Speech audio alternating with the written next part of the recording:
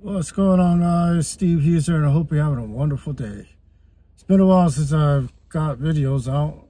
I'm here in my mobile office, my car. So yeah, just the other day we took a little trip, I guess you could say. Went to check out some waterfalls here in Nikko, Japan. Got some clips of the waterfalls, and 3 of them that we went to. So the first one we went to is called Yudaki Waterfalls.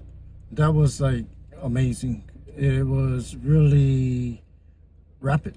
It wasn't your typical waterfall that you would see. And then the next one was called Ryuzu Waterfalls. That one was kind of small. It was just nothing exciting, I guess you could say. And then the final one is the main event, the one that most everyone probably sees in videos or pictures of, is the Kegon Waterfalls in Nikko. And I'll post some of the videos. I only got 2 of them, so I'll post the videos there while I still recover from the pain in my legs.